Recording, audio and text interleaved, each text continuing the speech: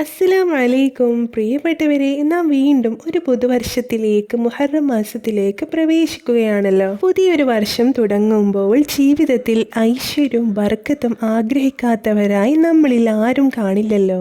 കടബാധ്യതകൾ തീർന്നു കിട്ടാൻ, രോഗങ്ങൾ മാറിക്കിട്ടാൻ, ജീവിതത്തിലും വീട്ടിലും ബിസിനസ്സിലൊക്കെ ബർക്കത്തുണ്ടാവാൻ, നമ്മുടെ ആവശ്യങ്ങൾ നിറവേറിക്കിട്ടാനൊക്കെ പണ്ഡിതന്മാർ നിർദ്ദേശിച്ചിട്ടുള്ള വർഷങ്ങളായി ചെയ്തു പോരുന്ന വളരെ പ്രധാനപ്പെട്ട ഒരു അമലിനെ കുറിച്ചിട്ടാണ് ഇന്നത്തെ വീഡിയോ. മുഹറം ആദ്യ ദിവസം മുഹറം 1 രാത്രിയിലോ പകലിലോ 113 തവണ ബിസ്മി എഴുതി സൂക്ഷിക്കുന്നതിൻ്റെ നേട്ടങ്ങളും അതിൻ്റെ പ്രാധാന്യങ്ങളെ കുറിച്ചിട്ടാണ് പറയുന്നത്. ഒരുപാട് വർഷങ്ങളായിട്ട് മുഹറം ആദ്യ ദിവസത്തിൽ ബിസ്മി എഴുതി സൂക്ഷിക്കുന്ന ഒരാളാണ് ഞാൻ. എനിക്കതിൻ്റെ നേട്ടങ്ങൾ ലഭിച്ചിട്ടുണ്ട്. അൽഹംദുലില്ലാ. ഞങ്ങളുടെ വീട് പണി അൽഹംദുലില്ലാ പൂർത്തിയാവാനായിട്ടുണ്ട്. ഏകദേശം പണിയൊക്കെ കഴിഞ്ഞിട്ടുണ്ട് അൽഹംദുലില്ലാ. അതുപോലെ തന്നെ 2 തവണ ഞാൻ എൻ്റെ ഭർത്താവിൻ്റെ അടുത്തേക്ക് പോയിട്ടുണ്ട്. ഉംറ ചെയ്യാനും മദീന സിയാറത്ത് ചെയ്യാനൊക്കെ ഉള്ള തൗഫീഖ് അല്ലാഹു നൽകിയിട്ടുണ്ട് അൽഹംദുലില്ലാ. എനിക്കൊരു വരുമാനം അല്ലാഹു നൽകിയിട്ടുണ്ട്. എന്ത് ആഗ്രഹിച്ചിട്ടാണോ ഞാനത് എഴുതിയിട്ടുള്ളത്, ആ ആഗ്രഹം അല്ലാഹു സുബ്ഹാനഹു വ തആല സഫലമാക്കിയിട്ടുണ്ട്, എനിക്ക് നിറവേറ്റി തന്നിട്ടുണ്ട് അൽഹംദുലില്ലാ.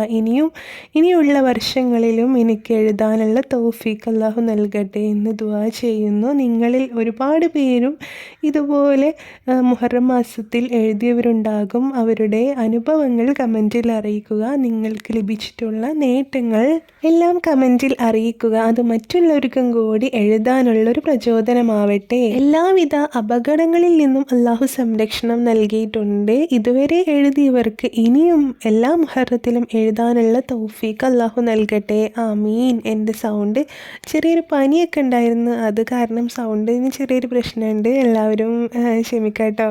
പരിശുദ്ധ മുഹറം മാസത്തിലെ ആദ്യ ദിവസം രാത്രിയിലോ പകലിലോ ആയിട്ട് ആരെങ്കിലും 113 തവണ ബിസ്മില്ലാഹിർ റഹ്മാനിർ റഹീം എന്ന് എഴുതി സൂക്ഷിച്ചാൽ അവനെയും അവൻ്റെ കുടുംബത്തെയും മരണം വരെ അവർക്ക് വെറുക്കപ്പെടുന്ന ഒന്നും കാണേണ്ടി വരില്ല. രണ്ടാമത്തെ നേട്ടമാണ് ഒരാപത്തും മുസീബത്തും അവന് വന്നു ചേരില്ല. മൂന്നാമത്തെ നേട്ടമാണ് ഒരു വിഷമവും അവന് വരില്ല.